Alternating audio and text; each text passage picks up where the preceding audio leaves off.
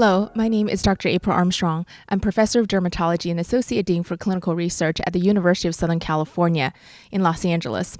Today, I talked about articles that may be of interest to readers in What's New in JAMA Dermatology. I highlighted a few articles, and I'll highlight a few articles in this short segment for you. Number one, I highlighted a pivotal study that was published regarding therapies for atopic dermatitis, comparing upadacitinib 30 milligrams versus dupilumab. And what was shown was that upadacitinib was superior to dupilumab with regards to achieving EASI-75 as well as EASI-100. Also, upadacitinib had greater reduction with regards to itch compared to dupilumab. One thing that was noted was that later on in the treatment course, especially for EASI-75, the response for the two therapies seemed to converge toward one another. The second article I'd like to highlight is a phase 2 study looking at bimekizumab as a possible treatment for hidradenitis suppurativa.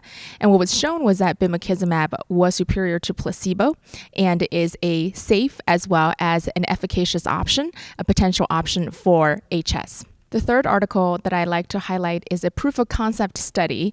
It's quite novel, which shows how can we reduce pathogenic Staph aureus count on our skin for patients with atopic dermatitis.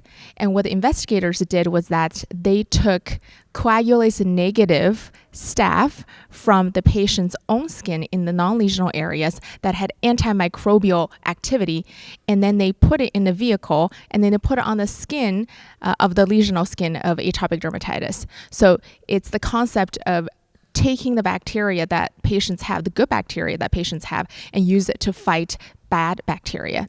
And what they noted was that after a few weeks, the patient's atopic dermatitis lesions had lower counts of Staph aureus.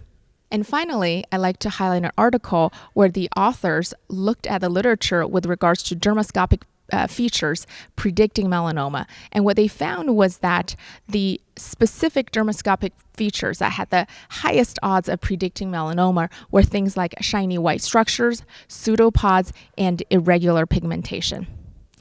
Thank you very much.